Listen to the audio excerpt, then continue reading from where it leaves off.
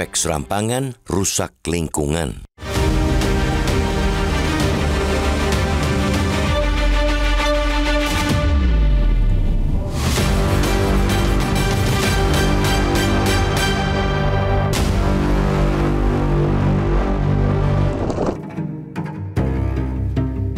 Pulau Dewata yang selama ini dikenal dunia sebagai surga wisata berubah jadi lautan air bah.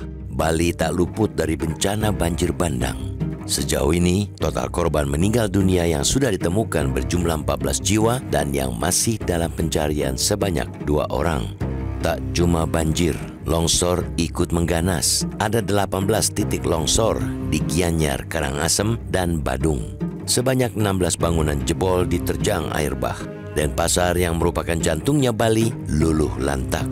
81 titik banjir tercatat di kota ini. Tak hanya Bali, Nusa Tenggara Timur, NTT ikut diterjang banjir bandang.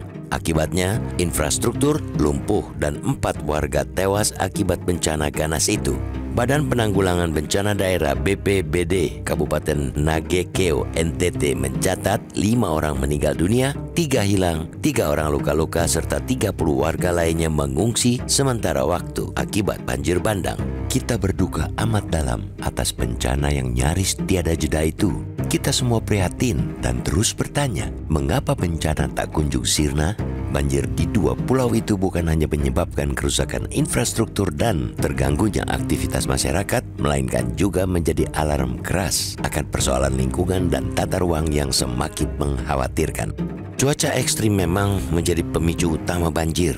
Hujan lebat dalam intensitas tinggi dalam waktu singkat bisa dengan mudah membuat saluran air meluap, sungai-sungai meluber, dan kawasan rendah tergenang. Namun, menyalahkan hujan atas perubahan iklim semata justru bisa mengaburkan akar persoalan yang sebenarnya. Keparahan banjir di Bali dan daerah lainnya sangat mungkin lebih dipengaruhi oleh faktor buatan manusia, seperti tata ruang yang serampangan, alih fungsi lahan yang tak terkendali, serta buruknya sistem drainase di kawasan perkotaan. Di Bali, pembangunan hotel, villa, dan infrastruktur pariwisata yang masif seringkali mengorbankan sawah, hutan, dan daerah resapan air.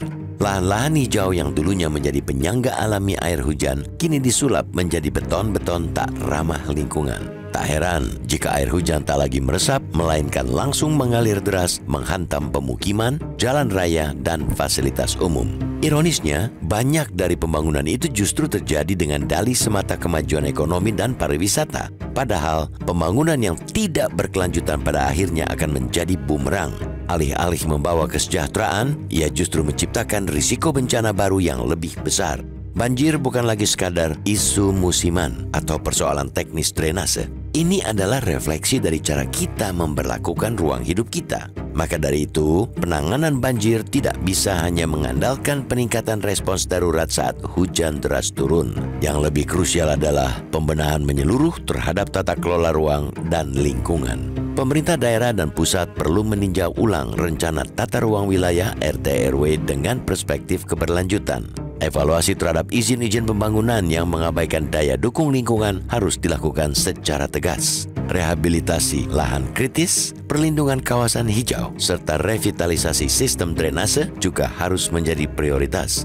Banjir kali ini menjadi titik bijak evaluasi besar-besaran terhadap arah pembangunan di Bali dan daerah lainnya yang dinilai semakin mengabaikan daya dukung lingkungan. Alih fungsi lahan dalam beberapa tahun terakhir dianggap memperkecil daya serap air, sehingga hujan ekstrim langsung mengakibatkan banjir di berbagai titik.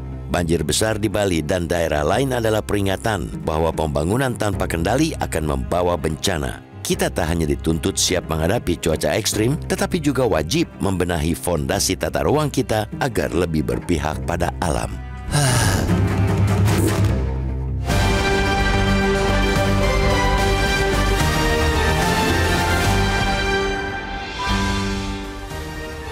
Jelajahi cara baru mendapatkan informasi. Download Metro TV Extend sekarang.